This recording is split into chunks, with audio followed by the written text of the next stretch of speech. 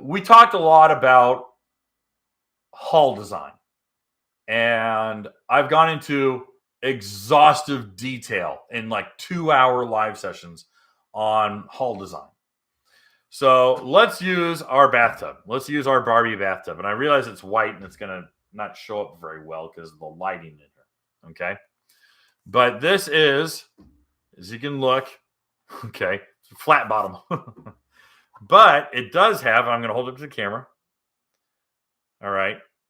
This is not a deep V hull. Okay. This is a round hull. This is very similar to Yamaha.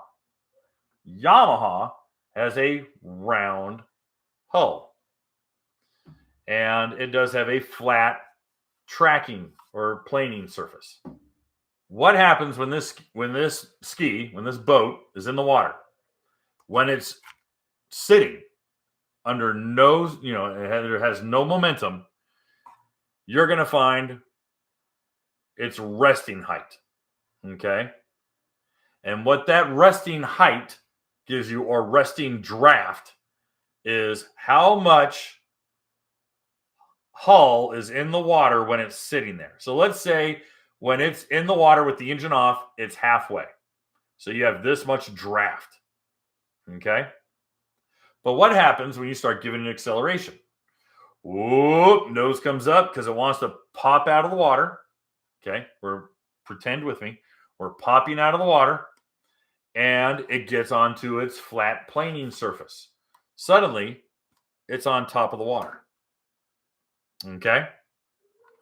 Now, if it's totally got a smooth bottom hull, okay, and it's smooth like this bathtub, this Barbie bathtub, if it's smooth, there's not a lot of grip. There's not a lot of anything going on with this guy. Okay? Okay. This is our imaginary Yamaha. It's got lifting strakes. All right. Well, you know what? We've got a chine here. So you see how we got this hard edge right there? That is what you would call a rounded or soft-sided or radial chine. So let's hash mark our radial chine. I'm going to have to use some acetone to clean this stuff off. All right. So that hashed line is our radial chine. When that ski rolls onto this chine, this is where we go from vertical to an angle. Okay? That is our point of actual change. That becomes a chine. So this is what it turns on. Okay? It's going to turn on this ledge. But these lifting strakes that we've got here, imagine lifting strakes like on a Yamaha GP or on an FX. They stick out. They look like little spines or a ridge that comes out. So we pop up, and now it's an artificial surface. Now it's an artificial ledge that kind of lets us sit on the water. We go even faster. We're now, again, lifting out of the water, and it's a secondary lifting strake. Pops up. All right. So what happens when you go into a corner? You roll into a corner, all right, and the shape of these lifting strakes will allow you to roll into a corner if it's well designed, especially with a Yamaha. Yamahas have a very good natural inside lean, like a motorcycle. They roll in to go around a corner. Okay, they do it on purpose. Okay, Sea-Doos turn very flat. Okay, so we roll in. Okay, we roll in. We're on our chine. Well, what are these guys doing when the boat is on its side? You see them? Well, where are they pointing? They're pointing straight down. They're vertical. Okay? Suddenly, those little ridges that pop out like in a V shape,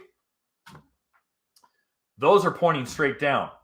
Those become what's called a skeg. S-K-E-G. All right? It's a skeg. You know what has skegs? Sailboats. That big, long freaking fin that points down in the water. That's a skeg. You know what also has skegs? Surfboards that have those shark fins that pop out of the bottom. Those are skegs. That ski All right, pretend this is a GP 1800R. Rolls into the corner. Here's the water. Okay, we're on our surface. Oh, we're going into a buoy. We roll onto our outside chine. These lifting strakes suddenly become traction. And they dig into the water. That's why the GPs are doing so damn good in the water.